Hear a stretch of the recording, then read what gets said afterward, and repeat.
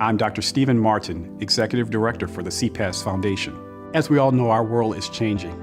Our economy is changing. It's so important to have all the information to help guide your kid into this very daunting new economy that we're all experiencing.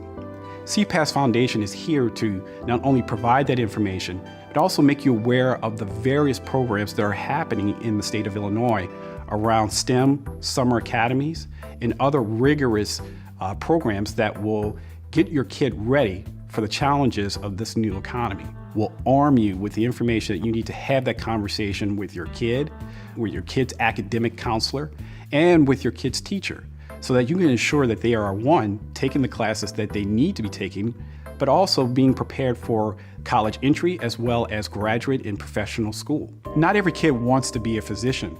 Maybe your kid wants to go into robotic healthcare. Maybe your kid wants to be into health law. There are so many fields that are available to our kids that we may not know of, but having a STEM background and being STEM ready ensures that they can pick whatever they want to be. That's why CPAS Foundation is here and ready to work with you and walk that journey, ensuring that our students are ready, have that background and awareness of what's out there so they can make the right choices for their careers and then be ready to participate in this new emerging market.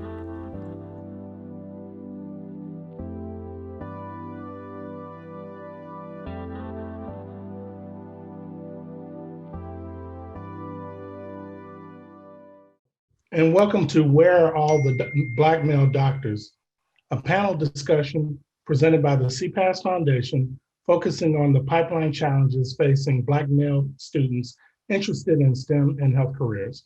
I'm Dr. Eric Whitaker, founder of Zing Health and chairman of the CPAS Foundation.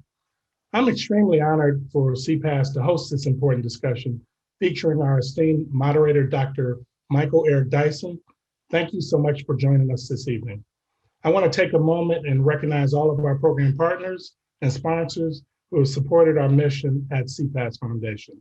That includes Zing Health Inc., Complete Care Management Partners, Midwest Broadcasting Corporation, which is WVON 1690 AM and Vine TV, TBT News, Health and Medicine Policy Research Group, the Institute of Medicine of Chicago, the Cook County Physicians Association, SMASH, Rosalind Franklin University of Medicine and Science, Chicago Medical School, the University of Illinois at Chicago Urban Health Program, and Real Men Charities. And I want to thank all of them for their support. I would also like to thank our longtime creative and digital partner, Ginger Birkenbuell, the CEO of Burke Creative, for her work in creating and shaping our foundation's brand, driving our social media outreach strategy, and producing this special event in partnership with our team. The COVID-19 pandemic exposed the dire and disproportionate impact systemic racism has created in the healthcare system, which has resulted in significant confusion and high numbers of illness and death in Black and Brown communities. If the US medical system had adequate representation of Black men and women practicing doctors, we may have had better health outcomes in the country in 2020 and more adoption of preventive measures, including vaccinations, ramping up and ongoing in 2021. However, Black students face numerous obstacles, from systemic racism to economic disadvantage in their medical training. In this short NPR report, we'll hear from several Black physicians who have had to overcome racial barriers in their medical training. African Americans make up more than 13% of the U.S. population, yet only 5% of American physicians are Black. That lack of representation is not only a problem within medicine, it also perpetuates a sense that medical and mental health care is not of or for the Black community. NPR's Yuki Noguchi reports on the experience of young African American physicians about where they see challenges for those in training now. Growing up near Washington, D.C., Danielle Hairston had models for what she calls Black excellence. I had the example of a Black woman pediatrician, and so it never occurred to me like I couldn't become a doctor. Hairston is now the director of psychiatry residency at Howard University, educating young Black doctors herself. But she's routinely questioned about her rightful place there, like one white woman who saw her badge. And she's yelling like, "You're a doctor? Oh my God, you? Hairston says this type of reception is routine among Black colleagues. They're questioned entering the physician's lounge, in elevators. One of Hairston's white colleagues ignored her at a patient's bedside. He's like, oh, well, the psychiatrist will be here to speak to you soon. And I was like, I'm right here. And he's like, oh my gosh, like, I thought you were the sitter. And he's like, oh my God, I don't know why I said that. And I was like, oh, it's because I'm Black. And I don't even necessarily think that he's racist. It's just that that's the bias. Institutions everywhere are confronting the impacts of racism and inequity that persist in their system. Medicine is no different. Lack of access isn't just a problem for Black patients who continue to face economic and social barriers to care. The gaps are evident in the profession itself. Black physicians remain in a disproportionately small minority, and many say that's because medical training itself alienates them, perpetuating those gaps. And those gaps, says Hairston, have real impact on the care patients receive. If you're ignoring this part of their experience, if you're not understanding the impact of being Black on them and their country and on their mental health, you're doing a disservice to them. And I don't know how you can treat them effectively. Altha Stewart agrees. She became the first Black president of the American Psychiatric Association 2 years ago. She trained in the late 1970s in Philadelphia. She considered herself lucky. She had Black mentors who helped shepherd her and teach her about the needs of the African American community. I know residents who don't even have that even today in 2020. So it was for Anthony Chin Kui, who is Black. He finished his training as an ear, nose, and throat surgeon 4 years ago. The number of Black men in medicine is very, very small. The number of Black men in surgery is orders of magnitude smaller. And the number of Black men in specialized surgeries like ENT is tiny, tiny. Chin Kui says mistreatment came shrouded in subtlety. For years, he didn't even suspect racism. They wouldn't say that Tony's lazy to my face. They would say that Tony's not efficient. That's in spite of the fact Chin Kui's work and hours matched his white counterparts. Already sleep-deprived, he worked harder. Yet criticisms persisted, and Chin Kui questioned his sanity. He fell into a major depression. That's the danger of this whole profession and being Black in this profession, is that because it's so silent and because it's so invisible, you just think you're going crazy for thinking it because you can't prove it. His struggles became an open secret. The only other Black physician turned a blind eye. It helped to bolster this idea that what was happening to me had nothing to do with race. Because I was thinking to myself, if it did, this Black doctor would reach out and let me know. But he didn't. Chin Kui gritted it out. And it was only last year, actually, that I sat down with my colleague who went through residency alongside me and brought up to me, and you could tell this kind of been weighing on him for a long time. Like, yeah, they used to say a lot of stuff about you. That colleague was Matt Smith. I'm a pediatric ear, nose, and throat surgeon in Cincinnati, Ohio. After training, Smith grew closer to Chin Kui. He is one of the smartest people that I have ever met and one of the most talented. That's including outside of medicine as well. Smith is white. He says he believes comments he heard from some supervisors about Chin Kui were racist. While nothing was overtly said as an inflammatory comment, I would say that there are those biting remarks that lead to microaggressions and build up over time. Initially, Smith said nothing to Chin Kui. At that time, what I thought, if he didn't know those things were being said, then it wouldn't affect him necessarily directly. And as I went along, things continued to go the way they did. I realized that was not the right approach to take. Smith is now outspoken about social justice with his medical students. He's starting a program to mentor minority school children to expose them to medicine. Until there are changes made in the pipeline, all you're going to get is what you put into the system. Therein lies the problem and the opportunity. Chin Kui agrees, but also says it isn't just about seeing more people like him in the job. The goal can't just be getting more Black doctors into medicine. Getting them there is vital because having someone who cares for your health, who understands and has lived through the struggles personally and culturally that you've experienced is super, super, super important. That's one systemic change medicine needs, in other words, to overcome some of the barriers to care. Yuki Noguchi, NPR News. The CPAS Foundation exists to change the lack of Black medical student representation, introducing minority students to STEM subjects, and offering training and mentorship in Illinois to support our scholars. By exposing and educating Black and Brown students on the educational pathways and career opportunities STEM has to offer, CPAS leadership and partners create a trusted pipeline to activate more schools, families, and communities to decide to engage more young people to choose health and health tech degrees. Things are not so different from what they were in 1982 when I was a junior at St. Rita High School and participated in the Chicago Area Health and Medical Careers Program, which we affectionately call CHAMPS. At that time, CHAMPS gave students with the desire and aptitude for healthcare careers viable pathways to success. It was instrumental in bringing STEM education to underserved communities. And my career would not have been possible without the CHAMPS support and mentorship in college and medical school. In fact, a couple of speakers are folks who I've known from my time in CHAMPS in high school. For those reasons, we are asking for your support of CPAS and our life-changing programs. By enabling us to nurture underserved students' interest in and love for STEM subjects, you're helping us prepare the future doctors, scientists, engineers, developers, programmers, and more. On behalf of the CPAS board, we welcome your engagement in this effort to change the lives of so many Black and Brown children and to prepare our youth for the health and health tech careers of the future. Joining me as a panelist to speak on the importance of Black male doctors and a diverse physician workforce are really three of my friends and physician colleagues.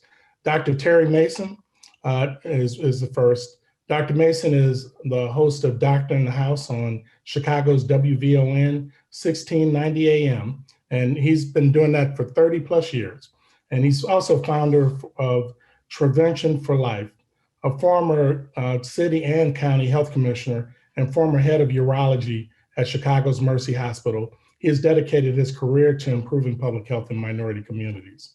Next up is Dr. William McDade.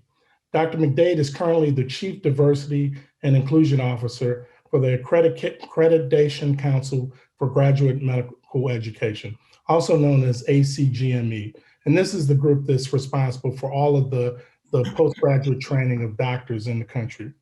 He leads both internal and external diversity and inclusion initiatives.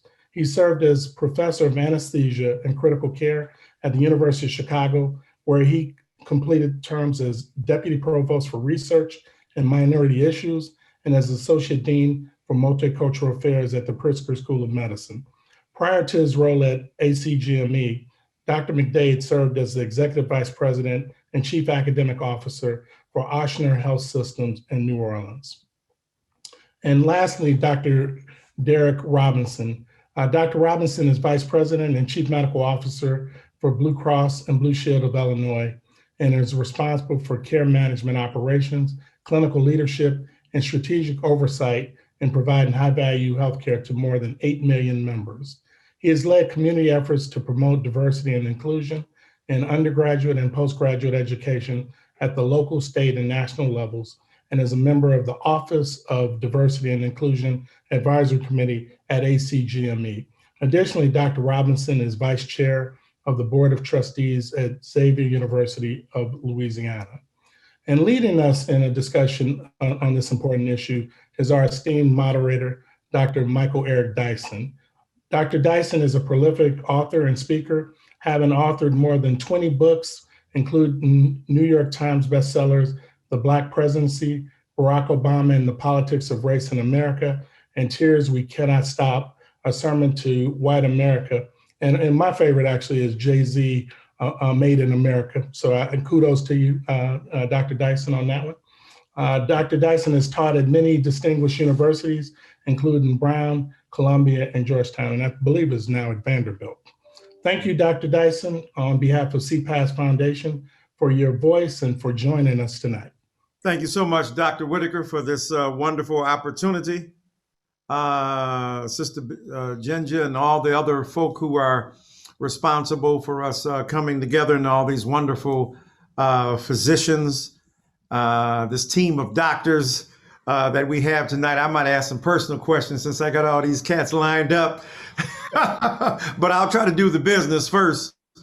It's a wonderful opportunity to be here.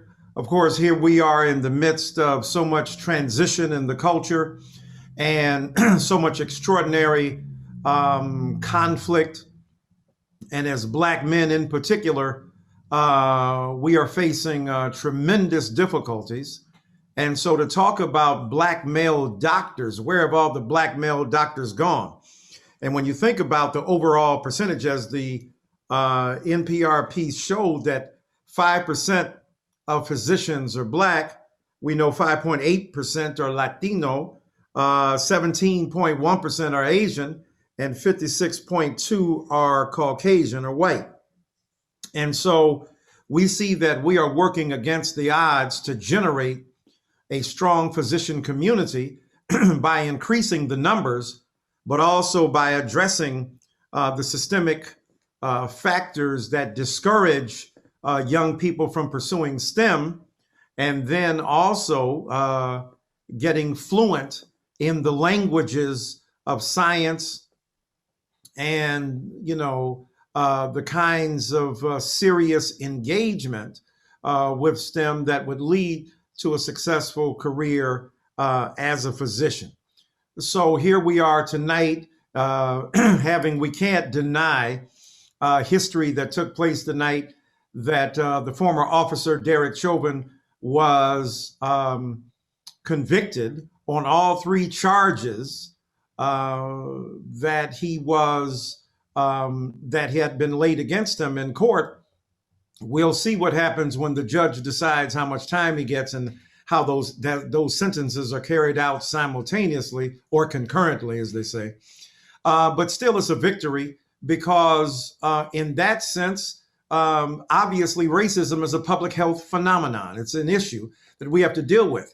Heightened blood pressure, hypertension, the increase in glucose in the body, the sugars, the transformation of one substance to another that floods our bodies, the sugars that flood our bodies, the way in which the stress exacerbates tensions and creates enormous difficulties for us as people of color, especially as Black people in this nation. And here we are, on the one hand, dealing with the fact of the high skepticism of medical epistemology, that is, the way in which knowledge is generated in the culture, because Black people are like, I ain't taking that vaccine unless they call it a black scene. And if they don't call it a black scene, I ain't down with it. And, they bring up, of course, Tuskegee, but I said, well, they were trying to deny Negroes medicine, man. They're trying to give you medicine now. So do understand the difference there. We understand Henrietta Lacks up the road here. I'm in DC, up the road here in Baltimore, where they harvested her eternal cells to the tune of hundreds of millions of dollars, benefiting everybody but her and her family. And the way in which we are skeptical about the harvesting of those cells without her consent, as in the Tuskegee experiment. So I tell people, Black folk ain't afraid of science. We're afraid of scientists. We ain't afraid of medicine. We're afraid of doctors. It's what you're going to do with what you have. So when I talk about that big word epistemology, the way in which knowledge is transmitted, medical epistemology is generated out of a context where, on the one hand, science is both degraded for the last 4 years particularly, and in some instances, uncritically paid obeisance and genuflecting before the altar of. So what we have to do is to get a kind of mean, an appreciation for the critical capacity of scientific rationality, for medical epistemology, and for the wonderful capacity of physicians to heal us, to help set up in the body processes of healing, but at the same time, to be duly skeptical about the manipulation of that scientific rationality for purposes that are nefarious and problematic. So that's why informed consent is extremely important.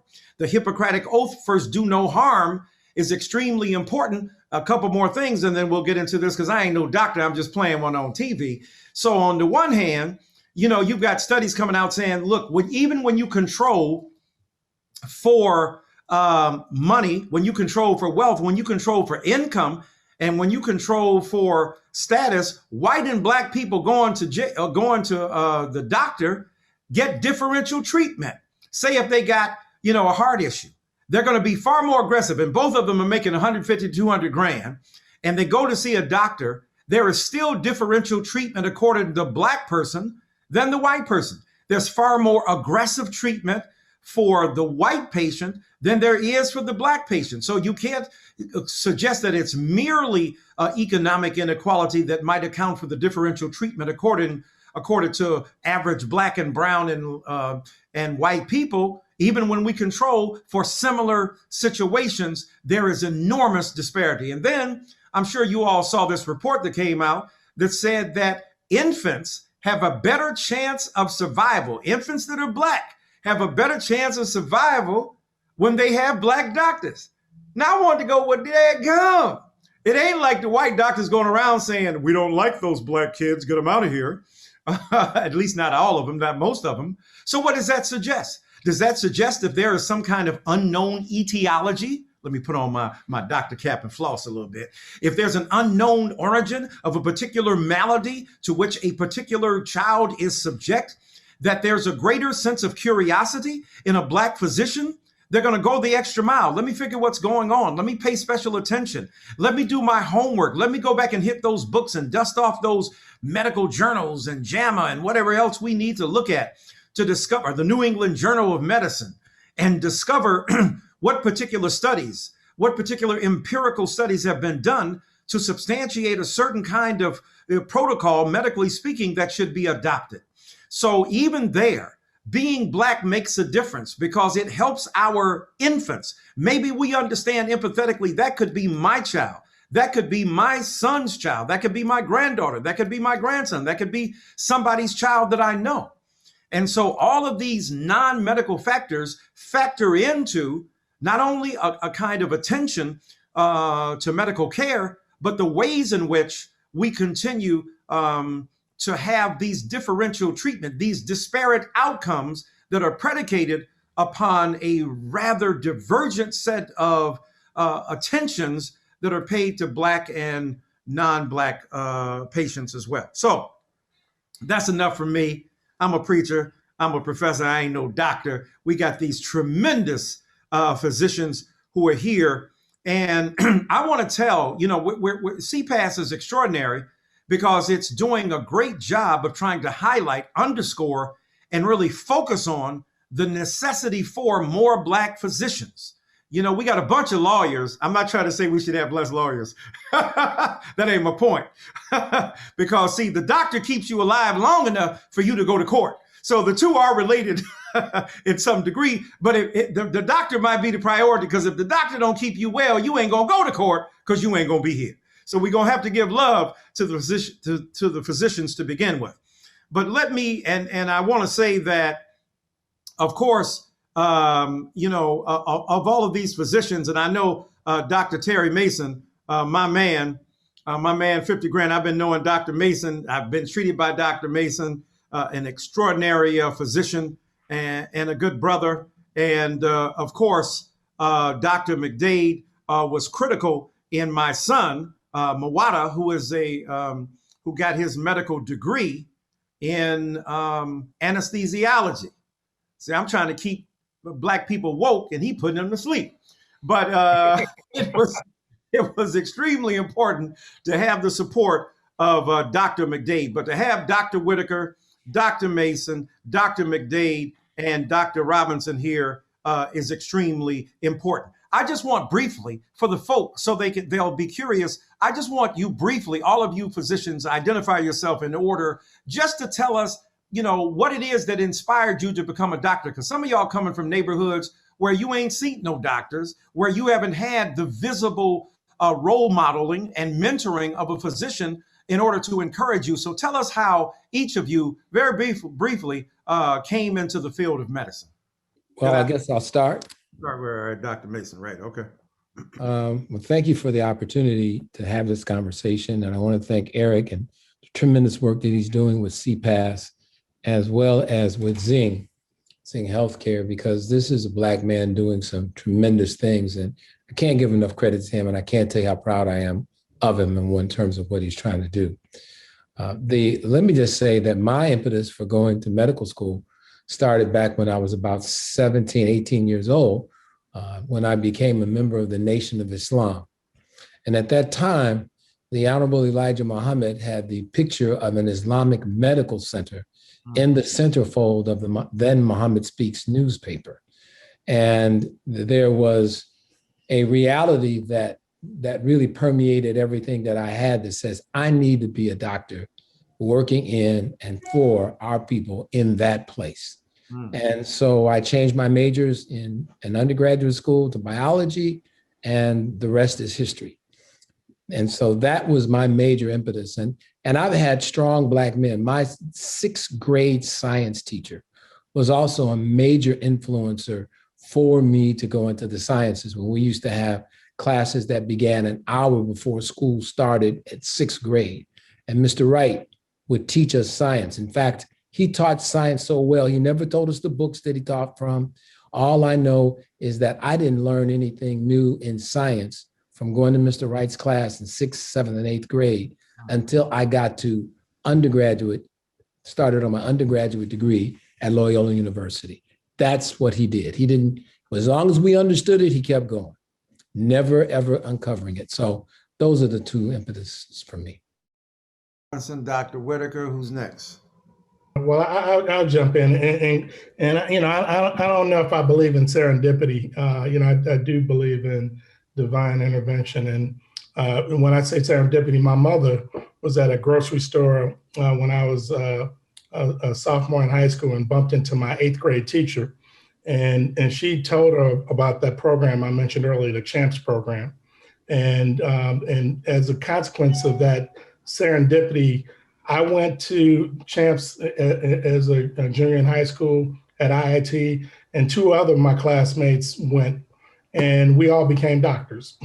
And you know, and one of the things we tried to do with CPAS is make sure that serendipity, you know, it doesn't have to be bumping into a teacher in a grocery store, but you know, on the CPAS website, we've cataloged every STEM program in the state of Illinois, so that any parent, guardian, advisor can go there and find a STEM program that's just for girls, or that's doing things and help move things along. You know, I would say my inspiration, my mother was a nurse, and you know, family lore has it that she whispered in the ear of all three of her boys, and I was the only one that listened. And so I ended up, you know, going into medicine, and not unlike Derek is saying, you know, Terry Mason and Bill McDade have been role models and mentors to me the whole way through. So wouldn't be here without the CHAMPS program and these two good brothers who I just mentioned. Okay, very good, very good. Dr. McDade. Well, thanks very much for the intro there. I say that the way that I became a doctor was really more straightforward. I have a PhD, and I was interested in science my entire way through. And so when I got to college, I was fortunate enough to be introduced to a biochemist at the University of Chicago who suggested that I consider both medical school as well as the work that I was considering to do in science. Because he said that, you know, the profound question is, can you answer questions with science? They're going to benefit mankind. And that's why I wanted to try to combine the two. And so I only applied to one medical school, as it turns out, from that experience. And I got into the one medical school I applied to, and they accepted me into the MD PhD program. And I pursued research in sickle cell disease through the advice of a good mentor and colleague of mine, Dr. James Bowman. Late Dr. Bowman was also a sickle cell researcher who really felt that having an African-American think about disease, the sickle cell disease in particular, at the level of basic science was essential. And so I was very happy to pursue that particular course.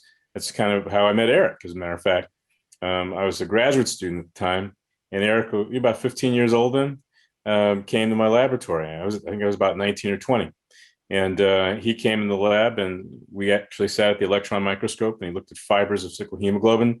And my hope is that that helped to stimulate him to think about a career in science and medicine. But Eric became a colleague and friend ever since. The way I ended up in anesthesia is I wanted to figure out how to actually combine clinical medicine, which I found I actually had a passion for while I was in medical school training, with the basic science that I did. And so one of the observations that I was able to make early on in my career in research was looking at how nitric oxide actually changes the way that cyclohemoglobin forms fibers and causes it to destabilize. And looking at small molecule solutions to try to treat sickle cell disease was one of the things that I focused on when I was engaged in research. But what I realized early on is that there weren't enough African Americans in medicine. And I diverted my research career to a large extent to think about solving that particular problem. And that one I'm still working on 30 years later. Wow. Well, you helped my son out, Mawada Dyson. So he's Dr. Mawada Dyson because of your persistence and your support. He's very grateful to you for that. So we appreciate you, and working with Dr. James Bowman, who's the father of Valerie Jarrett, as I recall, and a prominent figure at the University of Chicago. And you and I have something in common as well. You got a PhD and an MED and an MD. So do I. I got a PhD from Princeton and an MD. My mama named me Michael Dyson. So, we're pretty equal in that sense. And my initials are MED, so I guess I got medicine in my name. I don't know. All right. No doubt. No doubt. All right. I think we got what left, Dr. Robinson? Yes, sir, Dr. Dyson. Thank you so much. It's a privilege to be on the panel today. I want to thank CPAS Foundation. I was raised right, and so I really did, like I said earlier, have to wait on these legends in medicine to speak first, because I truly stand on their shoulders. And I want to publicly thank all of you for the role that you've played in my development as a young physician leader here in Chicago. So unlike my mentors, I'm actually from Shreveport, Louisiana, grandson of sharecroppers. Always had a desire to become a physician, but I think probably the sentinel event that really catalyzed my desire was I had an uncle who became really ill with a rare form of stomach cancer when I was in high school. And he complained for many months about the problem, really wasn't able to get good access and good diagnostics until that cancer had progressed and he wasn't able to survive that cancer. But I will tell you that I didn't have a CPAS Foundation when I was coming up. Did not know an African-American male or female physician in my community that I could reach out and touch and say, hey, I want to be exactly like that individual. But fortunately, I was blessed to be pointed in the direction of Xavier University, Louisiana and New Orleans. Xavier did an excellent job in preparing me for medical school. I applied to a number of medical schools. Howard University College of Medicine gave me the opportunity to become a physician. I had really great exposure across all medical specialties, as well as areas of healthcare leadership, which really helped me broaden my aperture. As I graduated from Howard and came out to Chicago for residency in emergency medicine, and subsequently went to business school and remained in the area and have had some progressive leadership opportunities. But I'm grateful again for the opportunity to participate in discussion. And that's a brief synopsis of how I got into medicine. Very good. Well, that's excellent.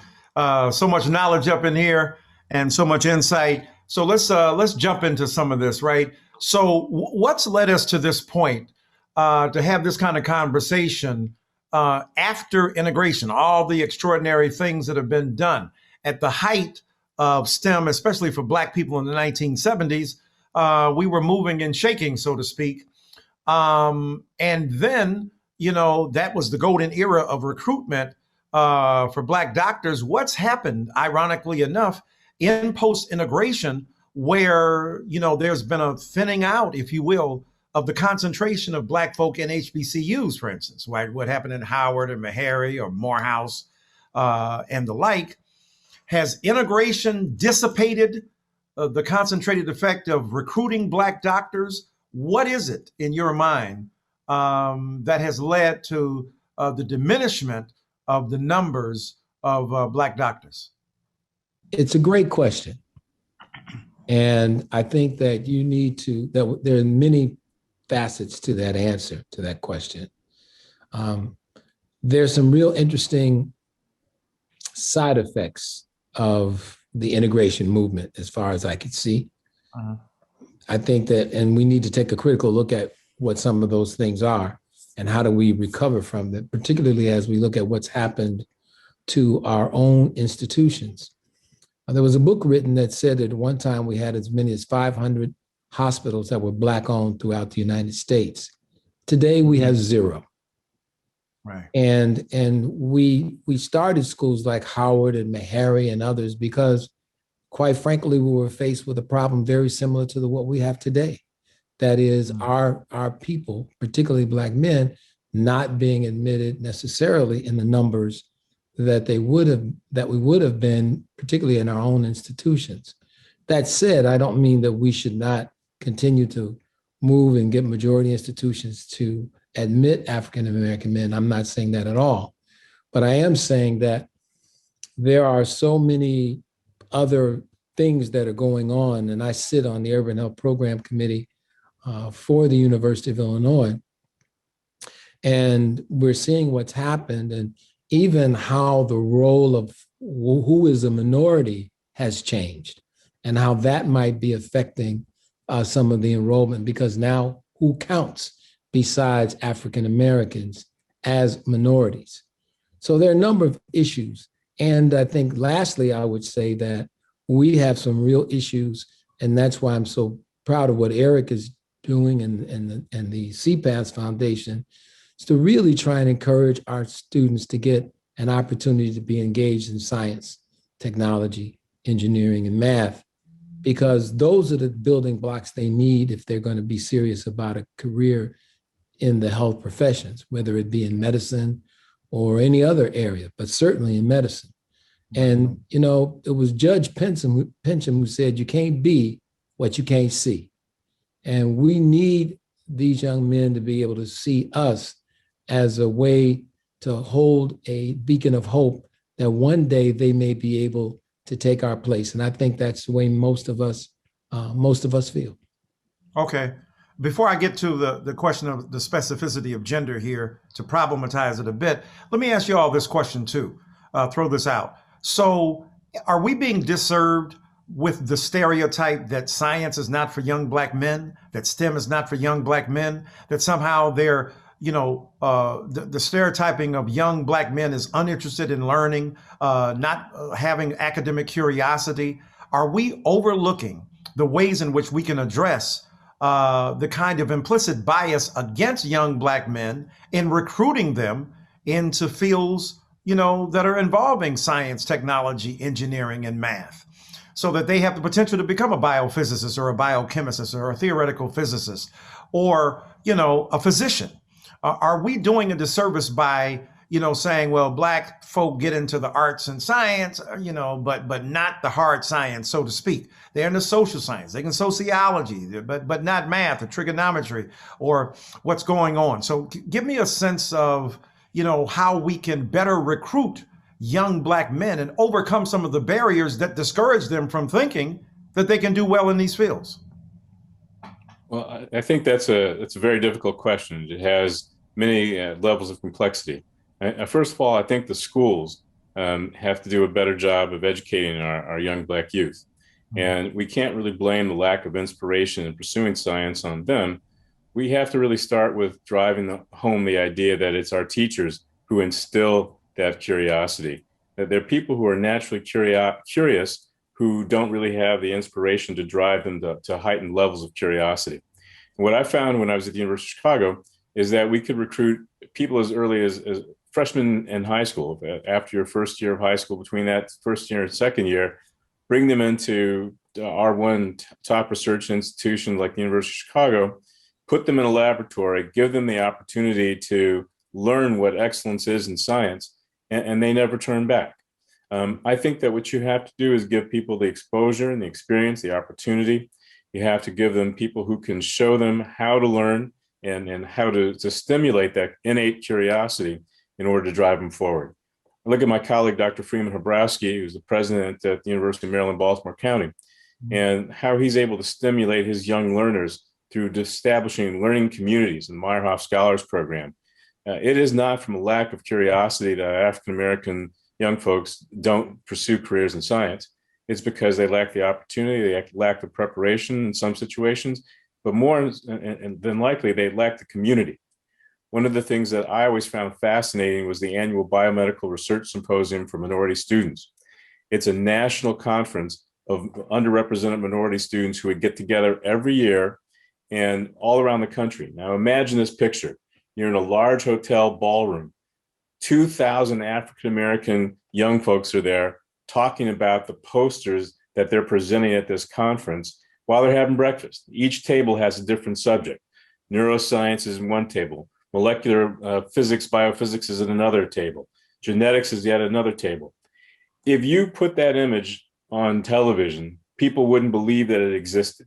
That you've got a table of 20 people all talking about research, all stimulated in science, all Black and brown and indigenous, and no one would believe that it existed. It does. And I think that we can do more of that to try to further the objectives of trying to get more folks into STEM and to understand that you can actually have a career, a successful career in STEM. Right. No, excellent, excellent. Let me turn to the issue of gender. I asked Dr. Robinson this question. So, why are we leaving out Black women?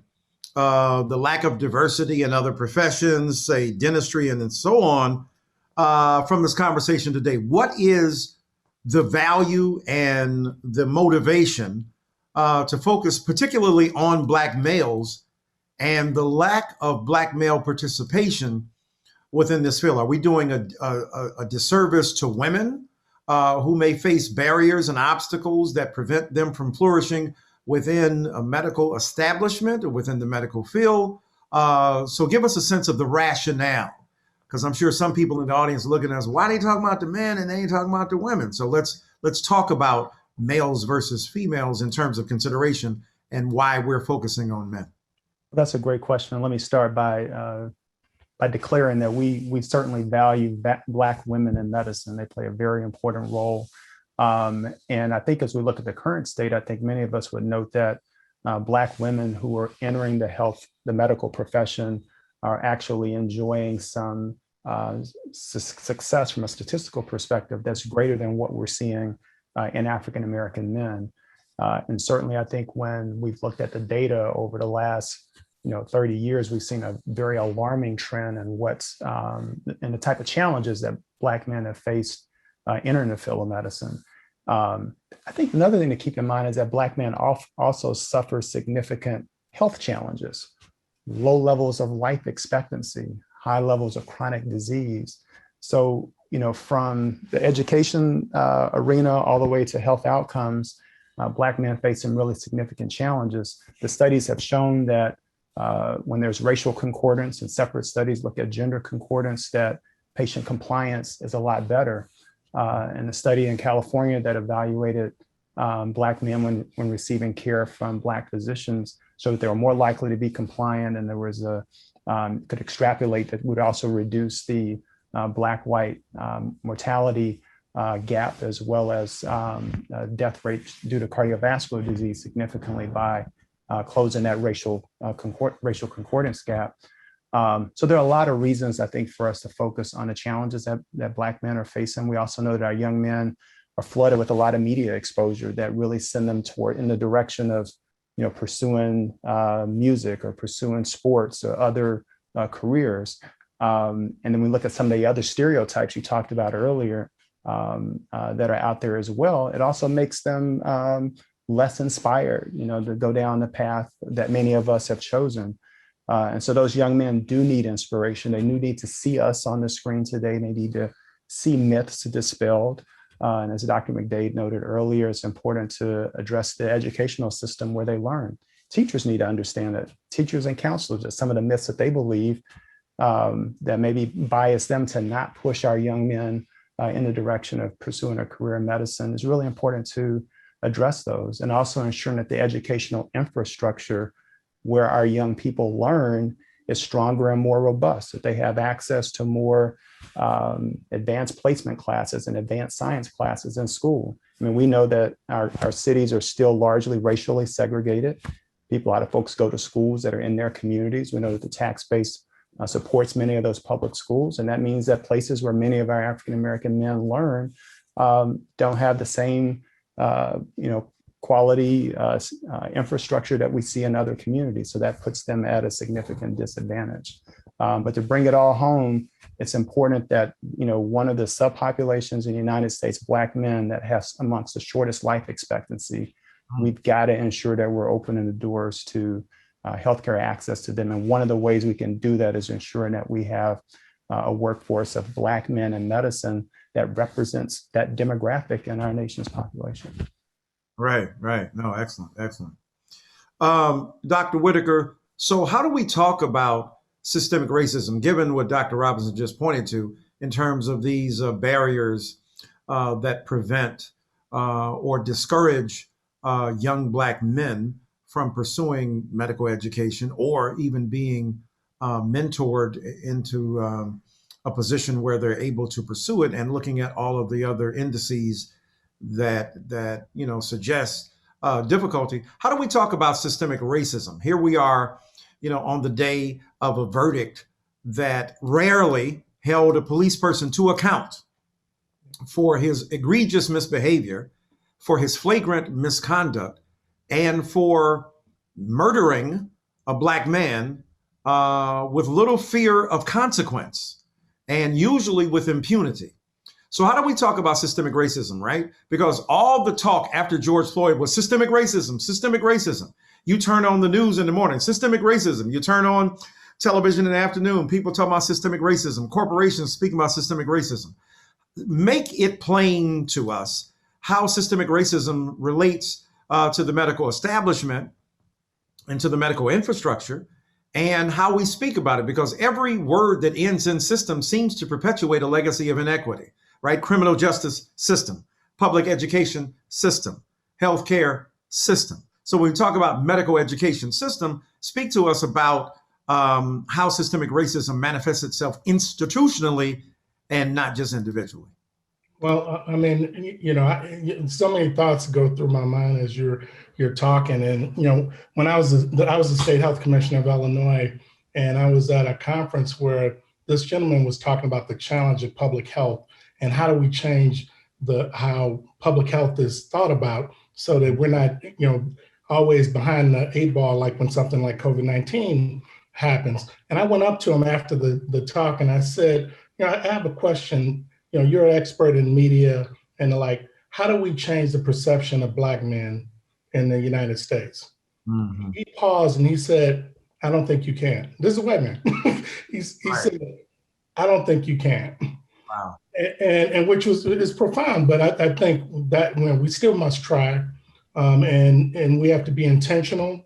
A lot of what we're talking about, like Dr. McDade mentioned, we have to highlight Black excellence. In all the corners that it exists. We have to be intentional when we look at the exams, the MCAT exam and how it's administered. And in fact, it would be helpful. Dr. McDade has an experience, with anesthesiologists and how they test and how it makes a difference about whether or not Black candidates actually complete their anesthesiology residency. And it's set up right now for Black anesthesiologists in training to fail.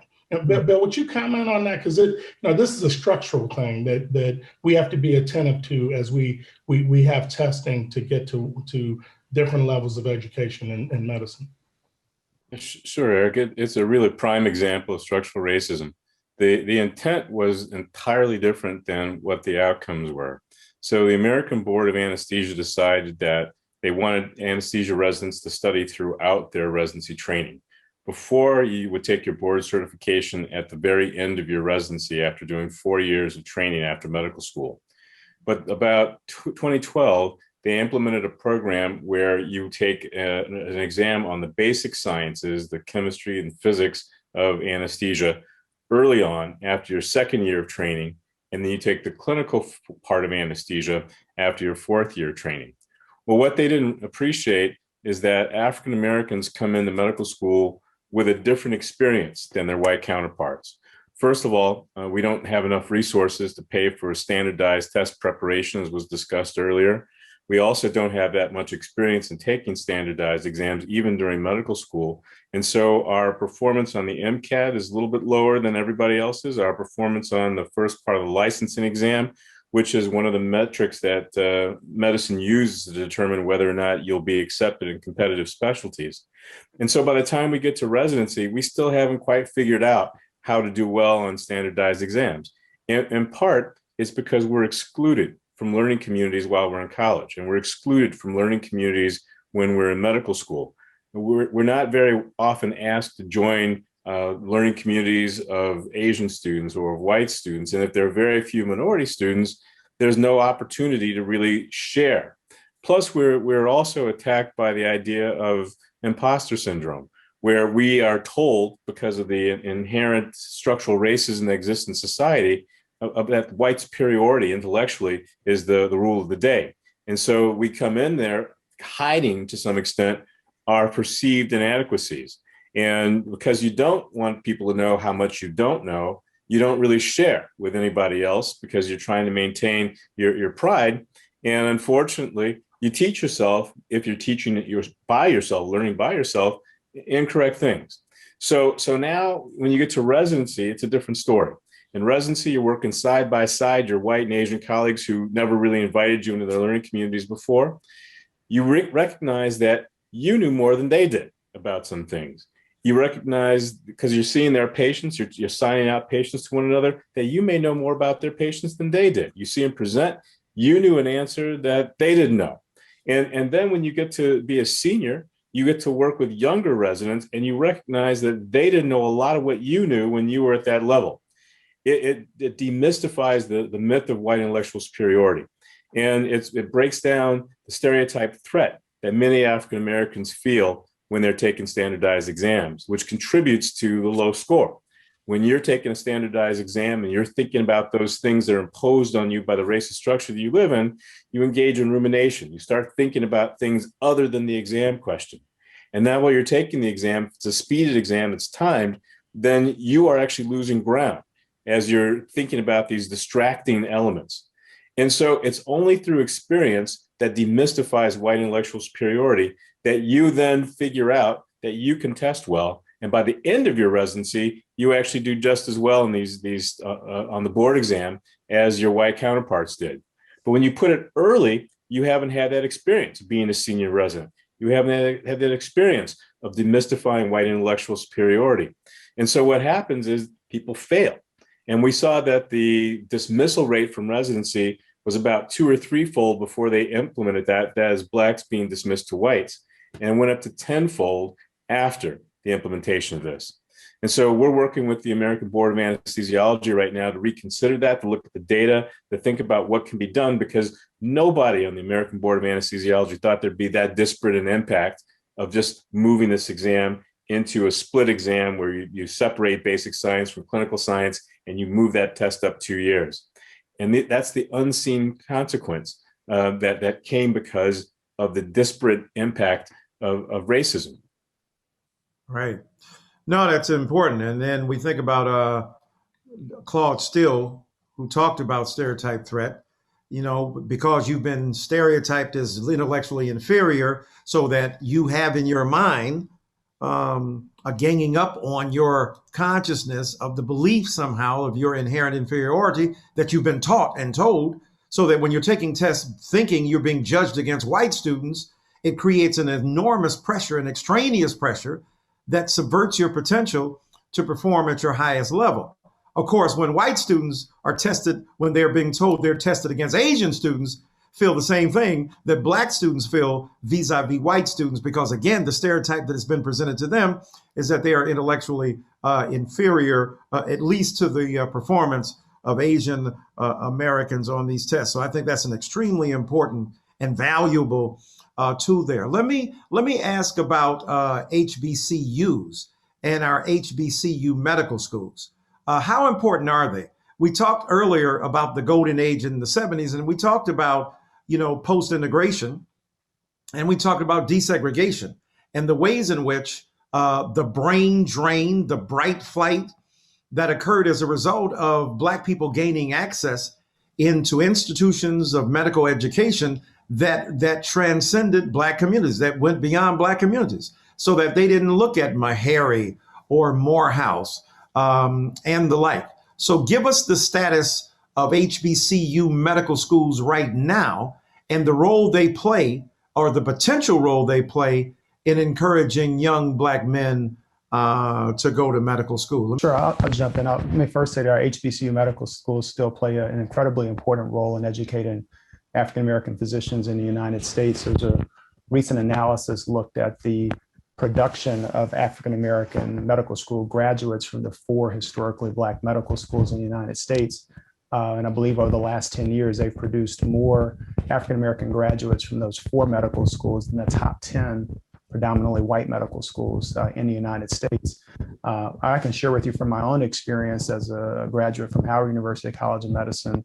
Although we were a historically Black medical school, we have a fairly diverse class. So we had a number of students that were Latino, white students that were immigrants from different parts of the world. So it was a diverse medical school, which created a really powerful learning experience for us. But yeah, that statistic, I think, stands, and they continue to play a very important role. You know, I do want to say something too. You know, I had the honor of being on the, you know, we talked about the ACGME, which oversees all of the residency training programs. I'm an internal medicine doctor by training and sat on the internal medicine group that reviewed all residency programs in the country for 3 years. And at one meeting, I was in charge of reviewing Yale. And we had, at the same meeting, had one of the HBCU medical schools. They were dinging left and right the HBCU medical school. And then I reviewed Yale, and I started dinging Yale for the same things that they were just dinging the HBCU medical school for. Right. And they were like, well, Joe runs a great program, and so they were like, they were trying to speak away the ills, but I was like, well, yesterday you said that this is a problem. This happens to be Yale, it's the same problem. And so that's the way that it, this plays out in terms of how our institutions also get jammed up in the same way as we get jammed up as individuals. Right. No, it makes a difference. What's good for the goose is good for the gander. But asterisks and exceptions seem to be made when applied to majority white institutions as opposed to Black institutions. So I think it's extremely important to understand the role that these institutions play in facilitating education for these young Black men. And especially given the fact that disproportionate numbers of Black students in general, even outside the sciences, who are Black, are still being educated in historically Black colleges and universities, disproportionate to our numbers in the population. So it seems to me that, as Dr. Robinson said, and you are suggesting as well, that these HBCUs continue to play an extremely important role in making certain that that these schools have a powerful influence over the lives of these Black students, and not to be dismissed and not to be seen as second rate or somehow incapable of imbuing students with an extraordinary education, because we can see that some of the best and the brightest, as we see here tonight, have either attended, been associated with, or otherwise benefited from their association with these institutions. So what do we need to do to help families and schools and communities understand the importance of diversity in STEM and healthcare careers? I approached this a bit earlier when I talked about, what happens in terms of encouraging STEM and what forces might prevent it. But what positive steps can we take to encourage, young Black men in particular, but Black people more broadly in not only STEM education, but considering, the medical field as a viable one? And let me link that to this question. Is it that there's been an erosion of capital? A nice way of saying it. Another way of saying it is Is doctors still making what doctors used to make? Is that a disincentive? What about the fee structure? What about the income? What about the remuneration? Are those two things linked? The way to encourage, the pursuit of STEM education and young men becoming doctors, and the kind of money they used to make versus what they make now. Since Terry, you want to jump in on that? Well, I'm a little bit out of that now, Mike. I used to be in private practice over 10 years ago. Right. And so things were very different then. There's been a what I would consider a seismic shift in the way medicine is practiced. When I was coming through, the goal was to get into practice. The goal was to have a practice. The goal was to join perhaps one other person. Now with the corporatization of medicine, most people are coming out looking for a job, not necessarily an opportunity. And they're very different. So it depends on, I think, especially on what it is you want to do and whether or not you want an academic track or a managerial track, because there are other tracks. We have Dr. Robinson sitting on this panel, who is an administrator, physician, emergency room trained physician, but is an administrator of a major insurance company. So I think some of the things are a bit different than they were when I was going through. But I will say this, that it is important that Black men see other Black men doing what it is that they think they want to do. And that started with me, as I said earlier in my opening remarks, with my science teacher, who was an articulate Black man, one of the only a few articulate Black men in 1965 or whatever it was that I saw. Right. And it was important to me. I said, God, he speaks well. I'd like to learn how to talk like that. But you don't know what thing, you have no idea sometimes what people, what children, what young men are watching about you. Right. And you don't know what might be something that inspires them. And so it because we're all sometimes very different, it behooves us all to make ourselves as available to these young men in the environments that we work. I mean, Dr. McDade is a magnificent scientist, but I don't know that I wouldn't have known how to approach a Dr. McDade in those days. And Dr. Whitaker, I used to see Dr. Whitaker many times, and sometimes you don't know the impact you have on somebody. And it may not be necessarily in a formal setting. Sometimes people need to see you as a human being who cares about other human beings. And I think that's a lot of what we've tried to do in my life. And I think that's what the message, I don't try to get people to see me as a doctor if they do because they know it already. But really, I've wanted them to see me as a person, and that they as a person are endowed with the same basic opportunities that I might be endowed with, and maybe even more. And that they have an opportunity through the programs like CPAS. That's why we're all here. We're here because we want to create these opportunities for these young men and women to see that it's not insurmountable, that we did it and we weren't that much different than them. And we try to make sure we communicate with them on that level so that they can see that, hey, we didn't come off, we're not brothers or sisters from another planet. We're from here, from some of the same communities you're from. And we want you to see, yeah, we're not trying to say you just do what we do and you're going to end up like we end up. No, we're saying that do what we did and you might end up better than we ended up.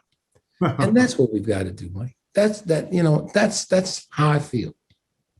I'd like to build on Dr. Mason's comments there, because I think while the economics of medicine have evolved over time, physicians still enjoy good incomes and a lifestyle that's better than most individuals in our country. And so I think it's still a good profession for individuals to go in. I also think our career path is so layered that it's still hard for young men in our community to even see the other side of the conversation where we are and be able to separate the heyday of Dr. Mason's and the current state. So I think we do have to continue to strengthen that exposure. I just want to tell a brief story that's an example of this, and it involves folks on this call. So when I was a resident physician at the University of Chicago, even though I was close to medicine, my ability to see other Black men in medicine beyond the people I was training with, which was a very small group, was quite limited. So if we didn't have folks like Dr. McDade, who was leading the Bowman Society at that time at the U of C, Dr. Whitaker, who was in leadership there, creating that venue to bring folks together so you could actually see other individuals who shared a very similar background and similar challenges and opportunities, it makes it more challenging. And so I think likewise, as we go further upstream, outside of the residency program and back into the community with folks who are in primary and secondary education, we've got to do what the CPAS Foundation is doing. We've got to bring folks like individuals on this call and folks who feed into this work closer to those young people so that they can see that path forward and be inspired. Right. Well, let me speak up for the broke students here, because there are a lot of people who don't think they can go to medical school because it's so expensive. And the whole idea of graduating with the indebtedness that you graduate from medical school, the average medical school student graduates with over $200,000 in debt. That's like living in a house that you'll never live in.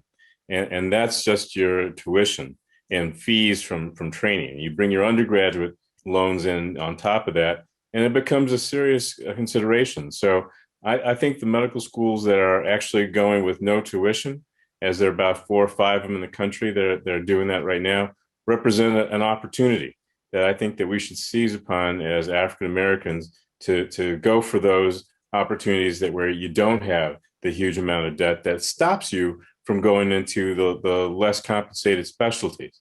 I mean, you can't go into primary care pediatrics and make the sort of money that you make in that field and have $250,000 worth of debt to repay, or you'll never be able to live successfully.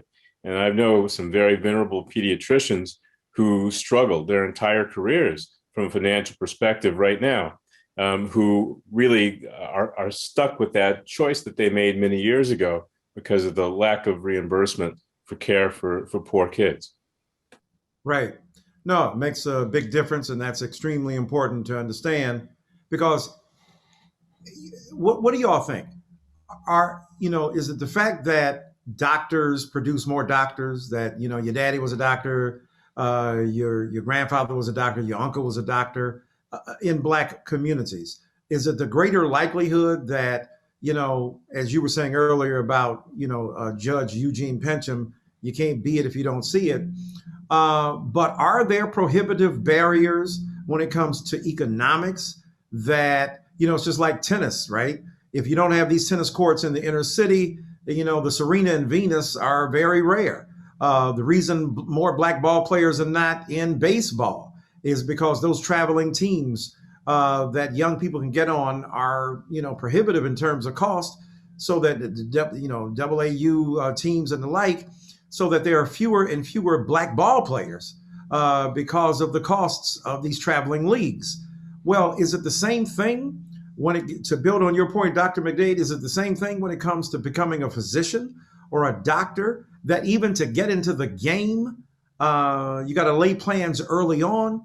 You got to, understand that you have capacity for chemistry and physics and biology and the like. And then you've got to parlay that into a career track where people inform you about what you've got to do. So that in your own instance, when you were, the MD, PhD program, you were guided and ably directed because of somebody mentoring you. So I guess I'm asking, what's the relationship between mentoring and the prospects of young Black men in particular becoming doctors? I think it's strong. I mean, you don't even know the game. You don't know the game that you're getting into when you don't have someone that's been down that path before. And we see that with our students, applying to and going to college. And certainly when you layer on that a journey to medical school, as Dr. McDade laid out, it seems an enormous, insurmountable goal, right? But when you have individuals who can explain to you what it's like to apply to graduate or professional school, the loans that are available, and maybe even take you a little bit further to say, hey, by the way, when you go to medical school, be sure you consider the financial repercussions of what specialty you go into. I think folks can then make better decisions. Some of our students don't know the difference between a grant and a loan at the stage that they're looking to go into college. So we have to ensure that the financial literacy of both our students and their parents is strong, so that can support them in the process. And I think that mentoring plays an important role. And when you have that, your mom or your dad or your grandparent, did the same thing, it makes it a lot. I mean, they come to the game understanding how many quarters it is, how many minutes are in a quarter, and what you got to do to get to the end and win. Right. I definitely, I was a poor brother from the south side of Chicago. And I just remember it's in class one day, I was the only brother, Black person in my class of 112 people at University of Chicago. And I was struggling to pay rent. And I was talking to one of my classmates and he said, Eric, this is simple. All you need to do is have your parents, get a 3-bedroom apartment, buy it. You live in one of them. You charge enough rent for to the other 2 rooms to cover the mortgage. You have an appreciating asset. You can write off taxes, and he rolled it out. And I was like, bro, I'm just trying to rent an apartment. And I was lucky enough that Bill McDade took me in. I was struggling in school, and as the only brother in my class, I could get people to play basketball with me. No one would study with me. And Bill took me in and became my roommate for 3 of his 15 years of PhD study.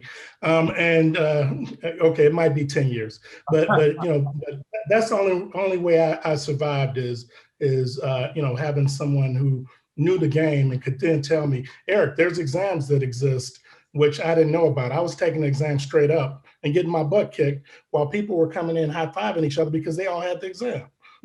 And I almost walked out of school my first year until I got the exams. I started excelling. So it's complicated in terms of class. You layer on race. Half my class parents were physicians. So all of that we're talking here, it's a crazy student that we have to help young people, young Black men and Black women navigate, because it's a thicket to get from here to where we need them to go. Yeah, let me, I want to say something to that, but let me first of all tell the audience, look, at about 8:35 Central, we're going to start taking questions. So put your questions in the Q&A. So we'll have your brilliant, insightful, radiant, illuminating questions. And hopefully with my glasses, I'll be able to read them, or Dr. Ginger can send them to me. So please, if you got questions and you want to know stuff, put it in the Q&A. So let me ask this question, and that is, to what degree is there camaraderie broadly felt in Black medical circles? Is there enormous competition? Is there hate going on? Are y'all a bunch of rappers? You got your group over here. Are you like a bunch of fraternities? You got your people, the anesthesiologists versus the pediatricians versus the gynecologists. I mean, so tell us how that operates. Do y'all talk to each other? Do y'all share information? Do you protect each other, or do you let people hang out? I mean, give us a sense of that. Well, I can tell you what it used to be. I don't know what it is today, because I think things have changed. But one of the things that used to happen, because when I started out, you had just a few Black groups like the Williams Clinic, and you had a few other folks. And then when I went to go up to decide what I wanted to do, when I thought I wanted to be a urologist, I went and found out who all the Black urologists in the city were. And I scheduled an appointment with them like a patient for the last patient of the day. And I went and met with all of them, every one of them, and talked to them about, and I asked them questions about the day, what the day was like, how much money they made, all those sorts of things. And that sort of morphed into. Did you have to pay to see them? Did you have to pay to see them? Did you act like a patient and put your card out? I mean, how did you? No, I told, at the end, I told them what I was doing. And most, I think 100% of them said, they kind of liked the idea. Right. But what I will say is this, is that the SMA Student National Medical Association and the Cook County Physicians Association came together, and we started having an event yearly where we actually brought in both the practicing physicians as well as the resident physicians and even the medical students to have a realities of medicine kind of discussion. And, I used to say to folks, If you're thinking about being a pediatrician, let me send you over to the Chicago Department of Streets and Sanitation, because you're going to make a lot more money on overtime with streets and sanitation you'll ever make trying to take care of children. Now, the point wasn't to try to really do that, but we had to put the realities of the financial level of indebtedness that you've incurred, as well as what was mentioned by one of my other colleagues about what the salary structures are. And lastly, I would say that the other things that we have to do is that it's a different game these days.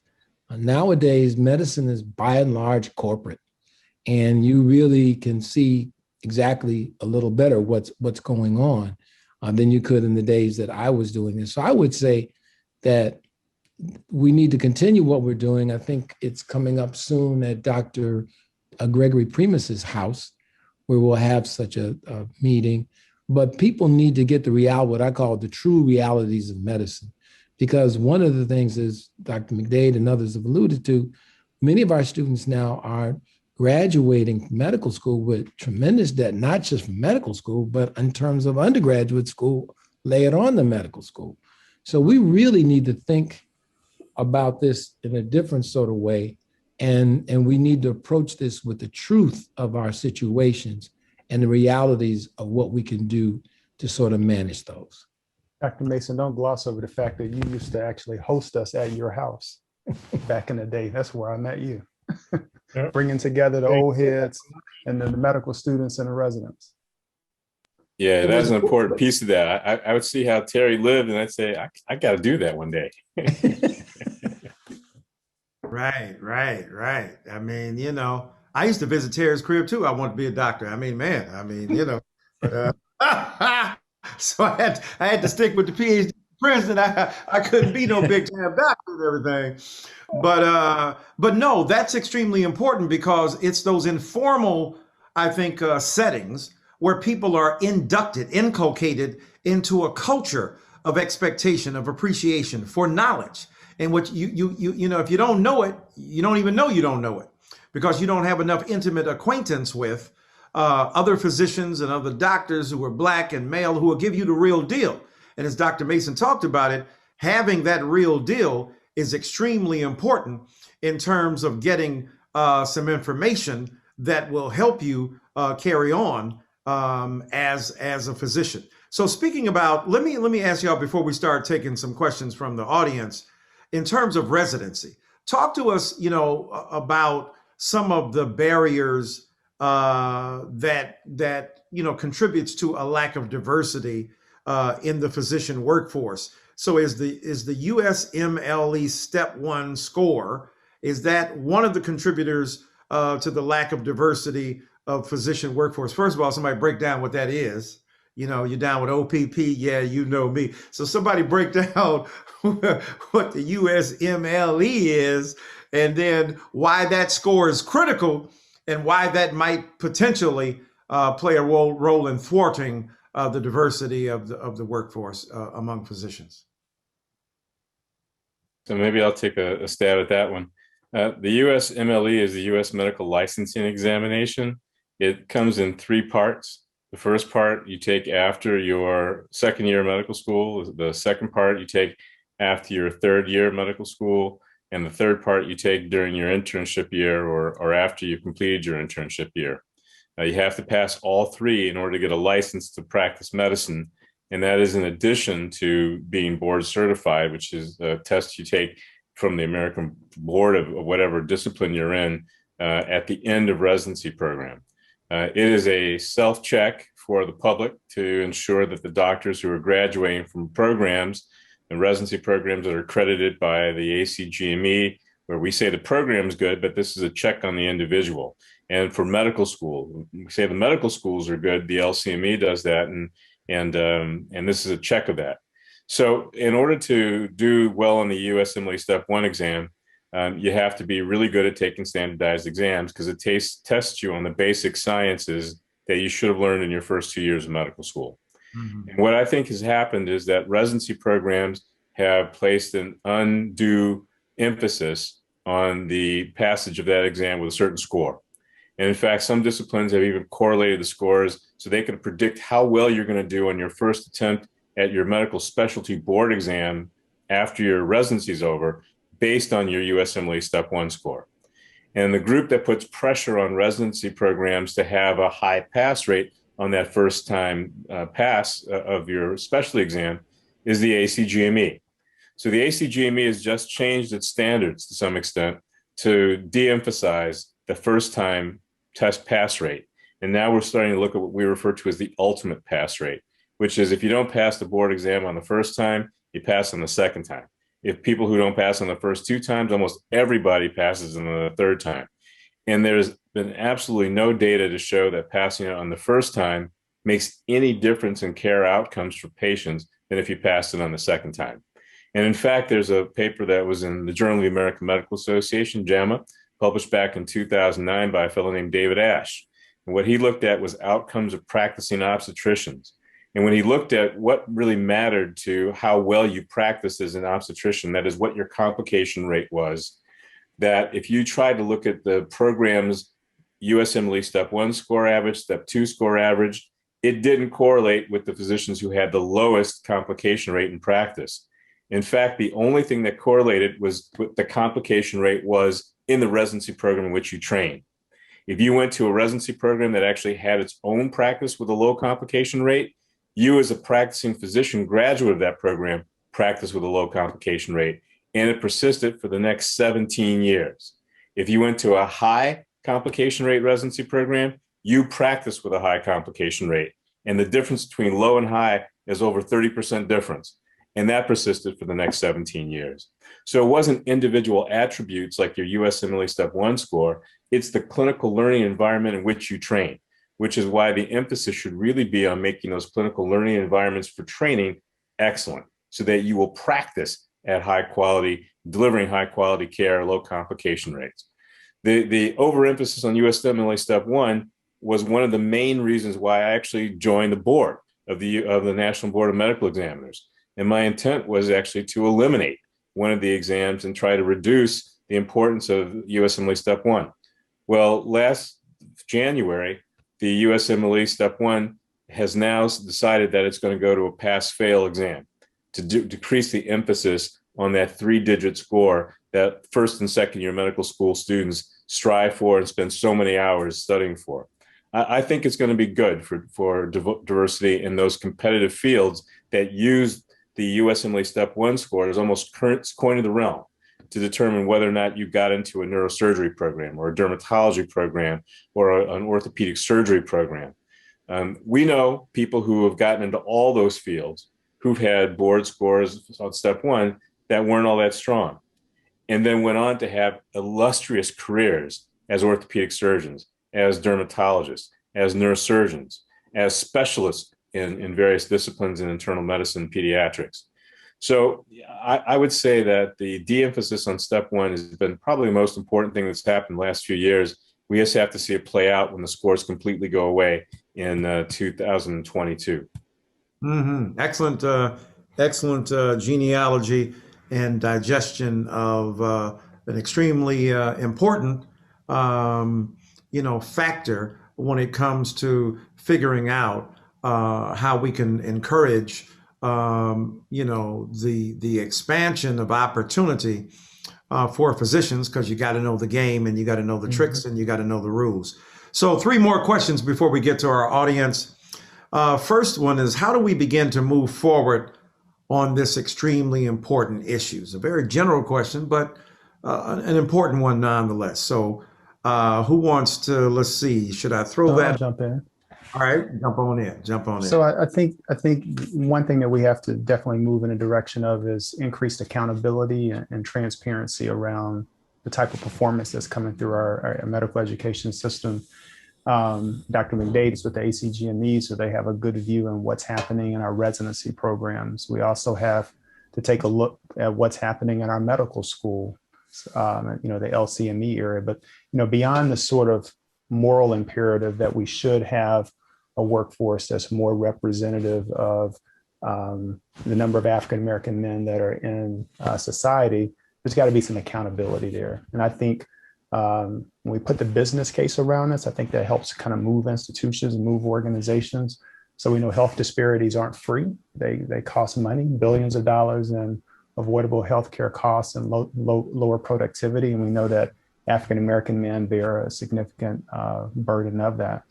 When we look at, payment for healthcare services, you look at insurance companies, you look at businesses, you look at individuals that are paying premiums. So how do we leverage that influence to change the productivity of the medical education pipeline to deliver a workforce that's what we need? And I know I've had a chance to work with Dr. McDade and others on some programs to do just that, to say, hey, we need our medical schools, we need our teaching hospitals to produce a workforce that looks like the community that's represented. And let's bring that into, the four corners of contractual documents and tie dollars to them so that then it's not just a nice to do if we get to it, but it's something that, hey, we're all going to rally around this because it affects the business enterprise, the economics of our educational process. So I think those are very key. Transparency, accountability, and ensuring that accountability not only is from a financial perspective, but also with leadership within those organizations. Mm-hmm. Great. No, great answer. So second to last, we're getting down to it, y'all. So get your questions in the Q&A. Get them ready for these knowledgeable physicians who bring a wealth of information, both from their scientific and their medical background, but also their appreciation for the culture as well. So what societal recommendations need to be considered? So that would include like policy, endowment, lobbying strategy, and community, et cetera, to move us forward. So what's the strategic intervention on the governmental end, on the political end, on the social end, on the institutional end, and maybe even the corporate end, to make certain that these considerations should be brought to bear to increase the number of young Black males in the medical profession? As I've said, and you've heard, a number of us have gone through pipeline programs that found us at a very impressionable age of 15 and 16. At one point, foundations like Robert Wood Johnson Foundation supported this sort of effort. The federal government through, I'm trying to remember what the acronym HRSA stands for. It's in the Department of Health and Human Services. They had a health career opportunity program funding. All of that money got decimated, and it supported things like CPAS all around the country. And I can tell you in Chicago, most every doctor of my vintage, we all went through that pipeline program. Yeah. And so those dollars disappeared. We have to make a recommitment to invest in funds that, as Derek laid out, will ultimately improve the health outcomes of our community, and also, again, create leaders who can lead in many fields of medicine across the board. And that's where exposure happens. We keep talking about getting exposed to the various ways you can be a doctor. That happens in STEM pipeline programs. So we have to, from a policy perspective, recommit as a country to those efforts, both in philanthropy and in government. No, good stuff. Good stuff. All right, then. So here's the final question for the good doctors. Are there others that can align with us to address this problem? Who are the other folk, communities, organizations, organisms, entities that can help facilitate, the increase in numbers of young Black men, young Black males in the medical profession? We don't have to go it alone. Who are some of the allies that we can appeal to, that we can turn to make this happen? There's allies aplenty. You've heard about academic medicine, and both at the medical school level, at the fellowship level, and so in the residency level. We're talking about philanthropy. We're talking about corporations that biotech. Health services. There's all sorts of folks who can contribute from their corporate philanthropy to offering internships and exposure to again, the various ways that people can be impactful as physicians. And also, there's other, allied sciences, because, the pathway to become great as a software developer and having a strong base in STEM is the same you need for medicine. So we can also have allies in the technology sphere. So it's going to take a lot of cash capital of investment, and it needs to come not only from government, but from philanthropy and from the corporate realms, I would say.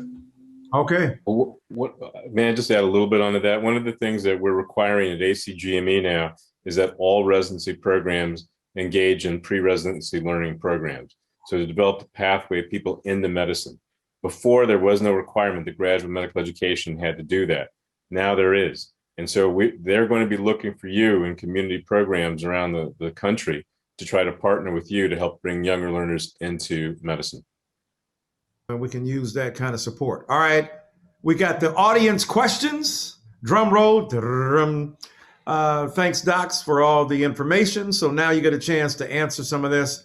And we got names attached to them. I don't say we'll do a Jeopardy speed round, but we'll answer these in good shape. So Kenneth Furlow asks the question, how can we use hip hop? I'm not sure. You guys know what hip hop? Okay, I'm sorry. So how can we use hip hop culture and entrepreneurship interests to bring change in medicine and business and in healthcare delivery? So what's the role of hip hop culture and entrepreneurial spirit and entrepreneurship to bring change in medicine and business and in healthcare delivery? Anybody want to take a?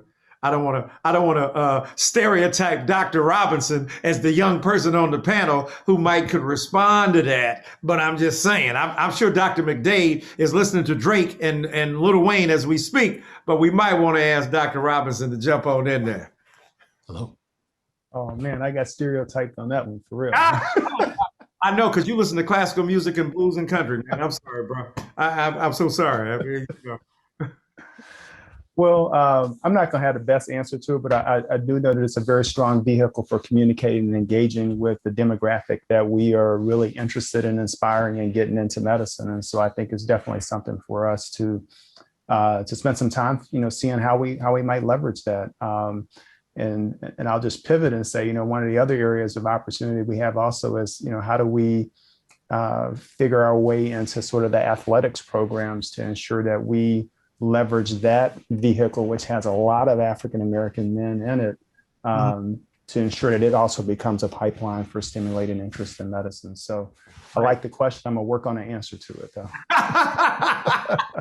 I just did you wrong. I just did you wrong. See, I'm the real hip hop head and I'm an old man. So let me just say this. I think to piggyback on your excellent answer, look, I think one of the things, Brother Furlow, we can do is look at, the demographic of those, hip hop stars. Think about Drake, 150 million, Jay-Z, a billionaire, Diddy worth 950 million, Dr. Dre, 820 million, Kanye, bless his heart, a billion.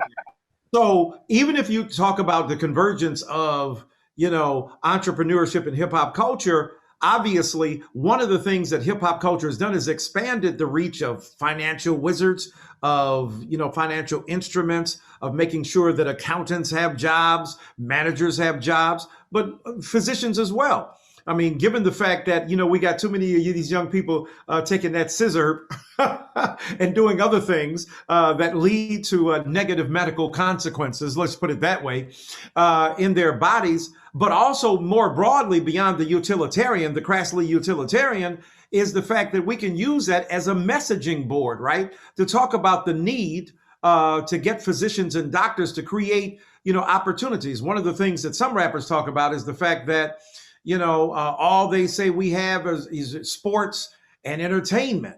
And we need to look beyond sports and entertainment. Imagine if we're getting that message. I mean, Nas is about to do a deal that's going to be worth $100 million. So entrepreneurship is certainly there. And if we can tack on a serious concern for not only health, but also the medical profession, where we get young people interested in becoming physicians, then the messages that are communicated through hip hop could be extremely important. I hope that helps answer that. Anonymous asks, Speak to the pros and cons of playing the game while navigating being the only resident or medical student of color. Yeah, I'm not. I haven't been in that situation in most of my educational career. I don't know what in terms of playing the game means. I was always authentically Black, and everybody knew I was Black. so I mean, but the thing that was helpful was again having a community that was supportive of me in that setting. In fact, the janitors at the medical school was probably as responsible for me getting through school as anybody else, because white folks would cut me out of things, and because they were seen as invisible, people would talk freely around them, and then they would tell me, Eric, you need to go to room J109. Because they were trying to cut me out of things, but I never, I was, at least if I'm speaking for the situation of being the only one, I was always authentically Black, so didn't feel the need to play the game in that way. Maybe that's why it took me longer. I didn't play the game that way. Don't hate the player, hate the game. All right, Dr. Whitaker, no doubt about it. Matthew Baldridge. How important is mentorship for a Black man with medical aspirations, and how would you suggest getting one if they don't know any Black doctors? That's good. Now, many of you spoke about mentorship, but what about if you don't even know no Black doctors, know any Black physicians? What do you do? I think one starting point, depending on what city you're located in, there are national chapters of the National Medical Association, which is a national organization that represents African American physicians. And I would encourage an individual perhaps to reach out to that local chapter and see what sort of mentoring resources they have available. So I think that's one example of how you could connect with a group of African American physicians. All right, cool. All right, if nobody else weighs in, Kathy Bennett asks, thank you, Jason. Jason Williams asked. Let me ask Jason Williams first. Sorry, Kathy, hold on. So Jason says, what are your thoughts on the representation difference between African Americans and other Black immigrants in medicine? Yeah, man. So what happens to the Black diaspora? African, Caribbean, Haitian versus, Black immigrants, coming in from different cultures and countries versus African Americans. Anybody want to weigh in on that? Let me jump in on that one. One of the things that I think that drives workforce solutions for graduate medical education for medical school is that we have a lot of confirming data that says that when an African American person goes into medical school, that from the very start, that they think they're going to serve an underserved community. Then you ask them 4 years later, as fourth-year medical students, and they say the same thing. And the largest numbers of any racial group, African Americans, say that they're going to serve in an underserved community. We know that David Carlisle published a paper back in 1976, which shows that African Americans practice disproportionately in African American communities. And there's been at least 25, 30 papers since then that have confirmed that. We know that Black people care for Black people disproportionately as physicians. And what we don't know, though, is whether or not Africans from the diaspora do the same thing.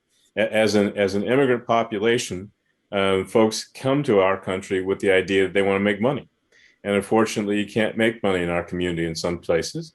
And so the idea is, are those individuals still going to serve in our communities? And we find a lot of situations where they do, where Afro-Caribbean and African immigrants serve the African American community. But I think by and large, we have to make more physicians who come from individuals who've been here multi-generational to ensure that they're going to go back into those communities and serve in the way that we think. This is not to say take anything away from anybody else in the diaspora, but I suspect that if you want to try to fix problems in the underserved African American community, it's going to take doctors who originate from that environment. Right. No, it's an extremely important point. And what's interesting is that when we look at the numbers of students who gained admittance, who are Black students who gained admittance to the elite institutions, certainly in undergraduate level, and we can also, y'all can let me know if this is true of a medical school, is that now 55% at least of Black students admitted in an undergraduate level at elite institutions, the top 25, happen to be African or Caribbean. right? So the tensions between some of the native-born Black folk versus African immigrants or those from the African diaspora create some tension in terms of whether there are critiques of African Americans by those who come in. Why you people complain? Why are you talking about race? Why are you obsessed with that? If you come from a predominantly Black culture where you were running stuff, even if you're from a small African nation or from a small Caribbean nation, you know, it ain't but 5 of y'all, 10 of y'all, 20 of y'all, but y'all were running everything. You had the prime minister, you had the, you know, president, you had the, you know, minister of education, blah, blah, blah, so that you were used to seeing Black folk running stuff and in control. So is there a similar tension in terms of admittees into medical school? When we count them as Black, do we know what percentage of them are, you know, American born, so to speak, Black folk versus those with who are descended from African or, you know, Caribbean culture? Do we have any idea of that? Yeah, that information is being collected, and I think it's similar to the trend that you described. I've actually seen data from AAMC where they actually look at African American men and segmented out native those of African American ancestry versus immigrant population. And I think at the heart of Jason's question is a really important point, because we certainly don't want to promote, you know, division within individuals of color who face some common challenges in our racial caste system. But I think we also want to ensure that we're not ignorant of some of the sort of selection bias that you see with individuals who are immigrants from other countries, right? So they are already coming from a certain, as you described, Professor Dyson, a certain, you know, social strata, they've certain filters that have occurred, that it's going to be very different from someone who's maybe, you know, descendants of African American slaves in the U.S. It's just a different sort of trajectory. And I think it's important to ensure that those individuals can also see themselves as physicians in our healthcare system, and that our healthcare system is also attentive to the importance of ensuring that they're creating opportunities for those individuals who come from that lineage, who have been historically mistreated and disadvantaged, within the United States. So I think that's really important. Right. No, excellent response there. Kathy Bennett asks, how does the African American defend the historical significance of our contributions to medicine and science that are omitted and be successful? So, Hotep the game. Anybody want to speak about the degree to which, contributions of Black people, in terms of science, Ernest Julian, Ernest Just, Percy Julian, Dr. Charles Drew, Dr. Daniel Hale Williams, or even before that, in cultures that prized and embraced scientific and technological advance. Anybody want to weigh in on that? No, I'm just saying that we all do. We all have that responsibility. And I think that one of the things that we do in every way that we can, we need to bring that back to life. I don't start any presentation to any audience, Black or white, without paying homage to Imhotep, right, and dispelling the rumor that Hippocrates is the father of medicine. I think that we all have to make sure that we get the truth told, no matter what the audience is, no matter what the circumstance is, and no matter what we're talking about. That's our responsibility, because if we don't do it, who will?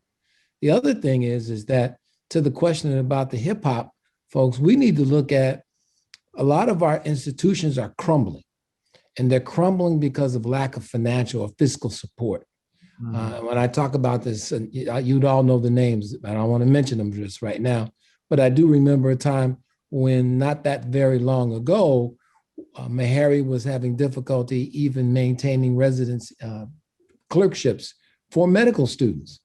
And also there's still capital needs and other things. So we have to decide.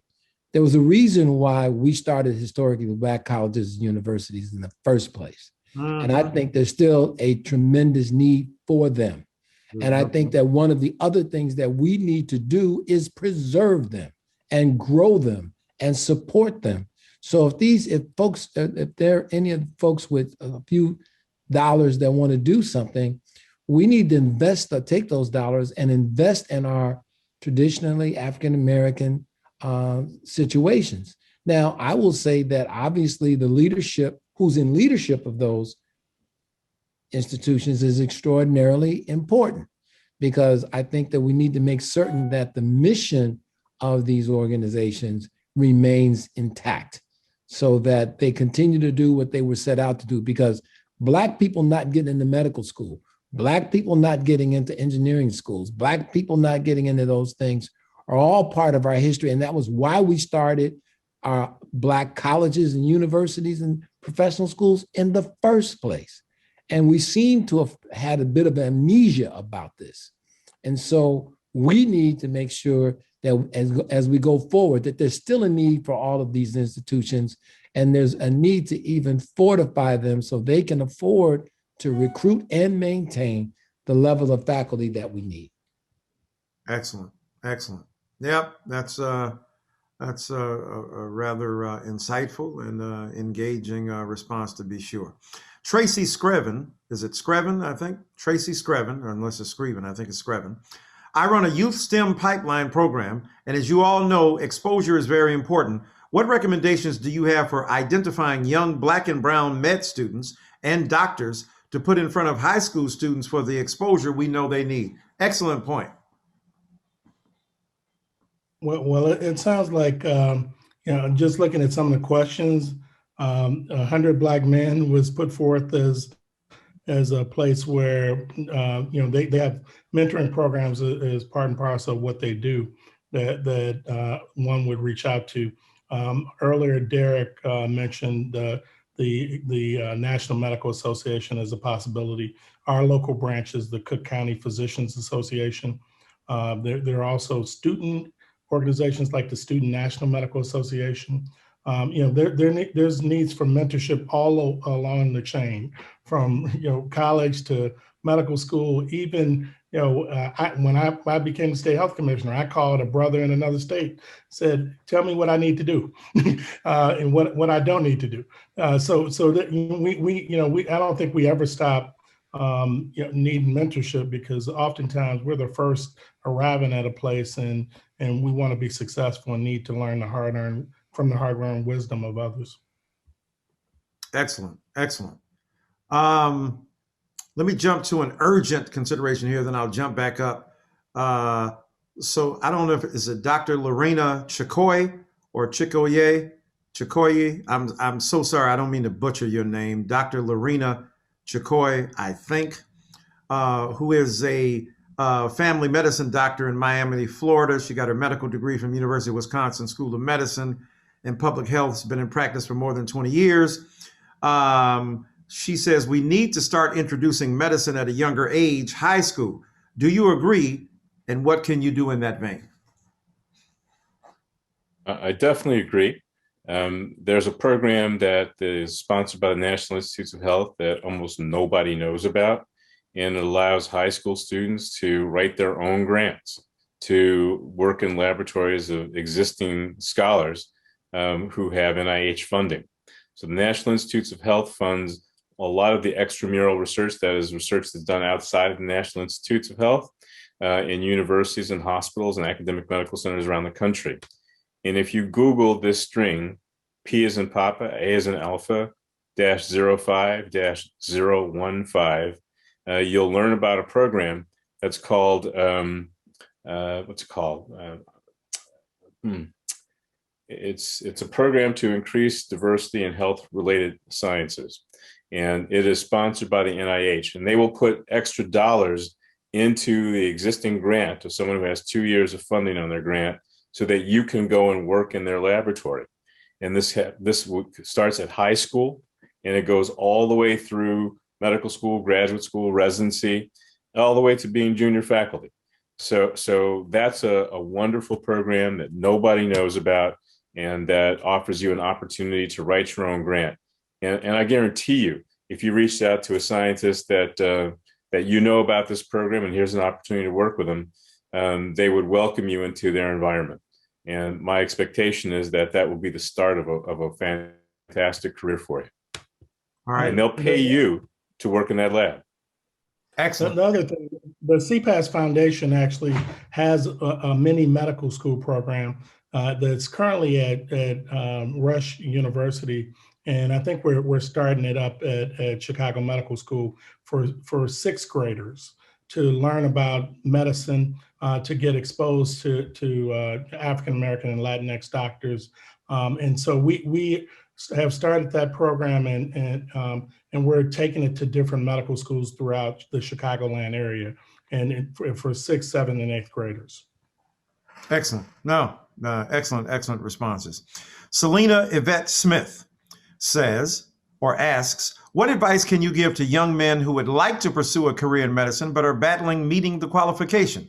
Example, low science GPA, mediocre MCAT. How does one bounce back, and is it ever too late? I'll jump in and say, one, for them not to be discouraged. Two, not to be defined by the test score. All of us on this call know that, I think tests manage or measure two things. One, how well you can take a test, as well as the information that's covered on it. And so certainly we want to ensure that, folks who are struggling and trying to bounce back get the support that they need, if there are additional information that they need to learn to, get exposure to that, but also learning how to take these exams, as Dr. McDade noted earlier in his comments, is critically important. And I know when I went to medical school, I benefited from being part of a cohort of students who were at different stages of their career. From my mindset, I thought I had to go straight from college into medical school and then into the workforce, but I had a chance to learn with individuals who maybe they had a career in teaching or engineering or in ministry, and then came into medical school. And so I saw examples of individuals who did not take a straight linear path. And they've turned out to be great physicians and great peer instructors. So never too late. Don't give up. Don't be defined by the numbers. Be persistent. Yeah, that's great advice. There's a guy who worked in the Byrne patent office because he was bad at math. He started late. He said that the reason he was able to be smarter about math is because he was, quote, retarded. This is his own word, in his growth and development.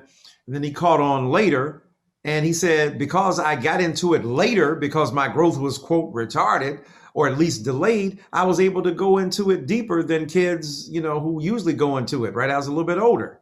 His name was Albert Einstein. I think he turned out pretty good. I think he's a pretty smart guy, even though he was flunking math and doing stuff early on. So, if Einstein can do it, you can do it too. And am I saying that some of y'all are Einsteins? Darn right. Am I saying some of y'all are, Imhotep? Exactly right. Am I saying some of y'all are African scientists and geniuses? I absolutely am. Am I saying that you are capable of lifting yourself up and moving beyond where people drop you because they feel that you don't have the skills? Abso-darn-lutely. I was a teen father, hustled on the streets of Detroit, didn't go to college until I was 21. And then, went on to get a PhD and try to make up for lost time. So, I ain't no doctor. I mean, not no real doctor. I'm just, doctor, not medical doctor. So just call me Michael. Akil El Amin. This is a great one to end on, considering today. Considering the current state of the Black male mental state, what is best recommended to pull them out of the darkness so that they can thrive? So, considering the current state of the Black male mental state, what is best recommended to pull them out of the darkness so that they can thrive? I'll take a stab. Michael, I know you have some things because I know your background. So I know you because there's a couple, 3 questions in that question. At least a couple, 3. Right. But first of all, you've got to find, and let me just use myself as an example. I had to find a strength within that allowed me to be able to negate all of the negative forces without. And for me, that was the Nation of Islam when I was a very younger man. And a number of the people, both in and out of my family, that saw that this was something that could be done. They didn't know how to tell me to do it, but they only knew that in order to do anything, you had to work hard at it. And if it's something you didn't know, find somebody who did. Right. And ask them to help you. And most times they would. So I think that you need to look for some support. It may come from friends. It may come from family. It may come from people you don't even know. But sometimes when people know that you're looking, you'd be surprised who responds to your need. So, and that's why organizations like CPAS, organizations like brothers on this phone, on this call represent, and people like Derek who are at these other places oftentimes may seem insurmountable, but you'd be surprised as just, if you're really serious, you can find a way to get in touch with somebody. That's everybody right. On this call, and even folks not on this call. So you need to take it, if you believe you've got a light that you just need to help get somebody to help shine your mirror so it can shine a little bit brighter, then that's what you do. I wasn't the smartest guy in school. I wish I was as smart as Bill McDade, but I'm not. But that doesn't mean that I can't do things. And it doesn't mean you can't do things. It's just how well do you believe that that's what you want to do? And how hard are you willing to work to meet that goal? Beautiful. Can't be better stated than that. The Reverend Dr. Professor Terry Mason, putting it down. Don't leave God out either, too, Mike. I ain't no doubt about that now. So what a remarkable night. I want y'all to give tremendous love to Doctors Mason and Robinson and Whitaker and McDade for the extraordinary virtuosity that they have exhibited in directing us to think about, reflect on, and engage with the issue of trying to broaden the horizon and, deepen the engagement in our culture with physicians, because we need them. We need Black doctors. We are living in a pandemic. In fact, we're living in what they call a syndemic, the convergence of two pandemics. On the one, a global virus that has decimated the world, upwards of 570, 80,000 people dead in America alone. And we know at least 80 some thousand African-American people dead as a result of this, the disproportionate numbers of Black people who have died from this disease. Now, this virus, why? Because we have pre-existing conditions, hypertension, diabetes, asthma, heart disease. And now some folk would say, well, why don't Black folk take better care of themselves? Well, again, it's a systemic issue. If we had better access to healthcare, if we didn't use still, as poor Black people and working class Black people, the emergency ward as medical maintenance and preservation. And we all know we ain't got to be a doctor with these brilliant genius doctors we got on here today to know that by the time you get to the emergency ward, and that's how you maintain it and preserving, the disease process is further along than it would have ordinarily been had you had access to high quality health care. And then at the same time, we know if they got the ghetto grocer, because you ain't got Whole Foods, you ain't even got half foods. In fact, you ain't got a quarter food. You got a food desert. And so, you ain't even got Piggly Wiggly. So the thing is that you got the ghetto grocer with the mystery cuts of meat. And then you got the high sugar content cereal that is out here that you are feeding your kids. So the systemic issues, the structural inequities play a role in what we have access to. But then we got the COVID-16-19. You got COVID-19 and COVID-16-19. The vicious brutality, the deeply entrenched anti-Blackness that continues to imperil Black lives in this culture. Today was a good day, as Ice Cube would say. Mama cooked the breakfast without the hog. Okay. But the point is, we had a good day because on this day, the death of George Floyd was at least partially redressed. As the Attorney General of Minnesota, Keith Ellison, said, this is not justice. This is accountability. It's a road to justice. It's on the route to justice, right? Remember in The Godfather, when the opening scene, when the Undertaker asked the Godfather basically to murk these kids who have, abused his daughter. And then he says, well, what do you want me to do? And he comes around, and he whispers to him, I want you to kill these guys. He said, that is not justice. Your daughter is still alive. Well, George Floyd is dead. So justice can't be the assignment of 15 to 20 years of Officer Chauvin, former Officer Chauvin. Real justice is a structural and systemic transformation that prevents police culture from misbehaving and in its misconduct with impunity, attacking and targeting Black people with vicious particularity. So we need doctors to deal with the public health issue of racial injustice.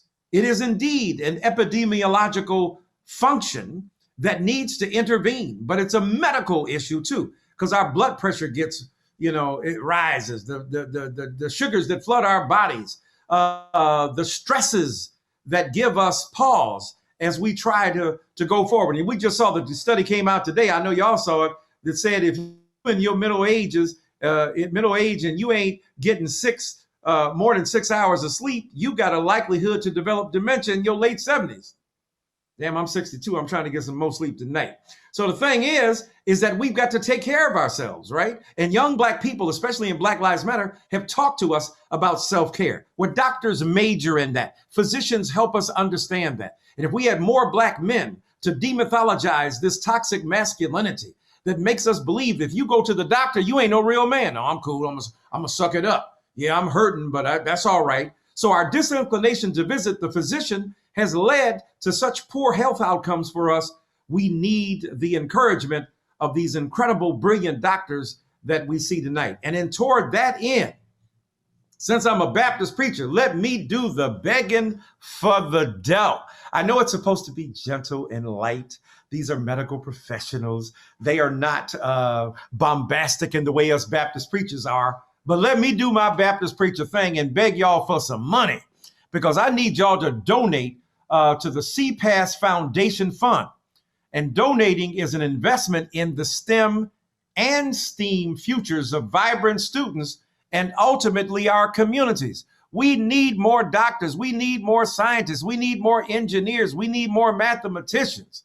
We need more people. And we know Black men got skills. If you're on the street trying to figure out in your head what the cut is on the stuff you're doing in the street pharmaceutical economy and the underground economy, you got skills. Let's turn them, let's transform them into healthy, uplifting, edifying practices.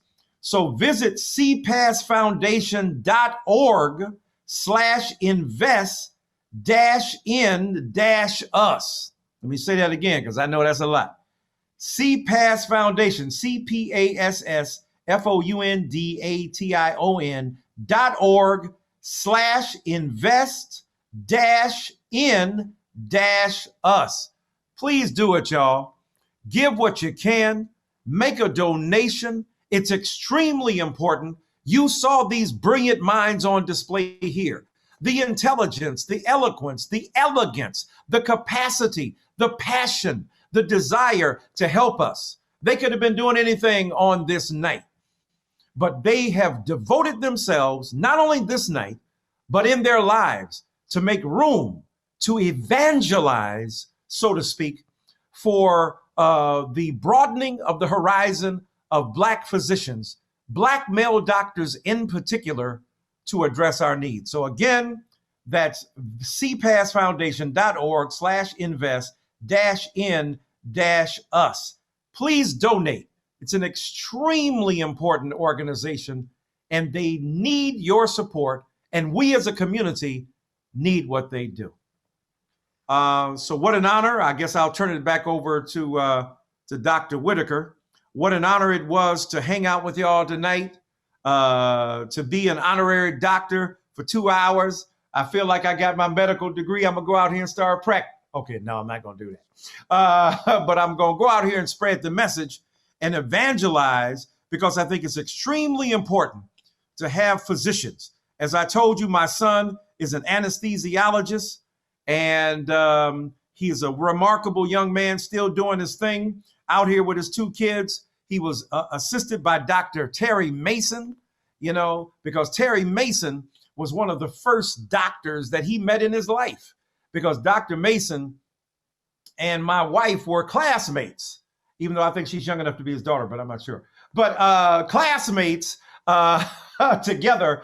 And Dr. Mason has been a staple in the Dyson family, a remarkably brilliant, compassionate young man and physician who gave us a sense of what was possible and tutored and mentored Mawada Dyson, took him under his wings and did an extraordinary job. And of course, Dr. McDade assisted him greatly when it was time for him to enter medical school and to make it through. So I want to thank those 2 physicians. I want to thank Dr. Robinson, Dr. Whitaker, Dr. McDade, and Dr. Mason for your extraordinary work. Let me turn it over again then to Dr. Eric Whitaker, but please give some dough, give some cash, give some money to this worthy and remarkable foundation. Dr. Whitaker. Well, Reverend Doctor, I don't know about anywhere else. There was some amens going on in my household. So I want to thank everyone for joining us this evening. As mentioned earlier, I'm the chairman of the CPAS Foundation, and just want to make a few closing remarks. First of all, I want to thank our esteemed moderator, Reverend Dr. Michael Eric Dyson, and our panelists who, as mentioned, have all meant a lot in my life. They were phenomenal. I hope you've enjoyed the discussion as much as I did, and want to thank you panelists again. Today, we know that minority patients benefit from having minority doctors. That's data supported. We desperately need doctors from underrepresented groups to not only treat patients from diverse populations, but also to tap into what are really high income opportunities that healthcare offers. Yet, minority students are woefully underrepresented in medical and other health professional schools, as we talked about this evening. This is a dire situation for our country, in which we're becoming a majority minority nation. The US population is projected to grow over 10% by 2033, with most of the growth occurring in minority cohorts. How can we ensure the health of our far more diverse US populace without taking action now to reverse the trends that we've talked about tonight as it relates to physician workforce? 2020 was a whirlwind of uncertainty. Everything we faced, from life-threatening disease, job losses, a distressed economy, school closings, food insecurity, and tumultuous protests, have made us committed at the CPAS Foundation more than ever to our purpose of really nurturing the talent of the future and building a healthy, not a leaky pipeline of minority physicians and other health professions. To learn more, as Reverend Doctor talked about it, you can find out about our programs and activity that span from 6th grade up through after medical school and post-baccalaureate programs at cpasfoundation.org. So finally, on behalf of the CPAS board, we welcome your engagement in this effort to change the lives of so many Black and Brown scholars and to prepare our youth for the health and health tech careers of the future. So again, it's been a phenomenal evening. Thank you and good evening.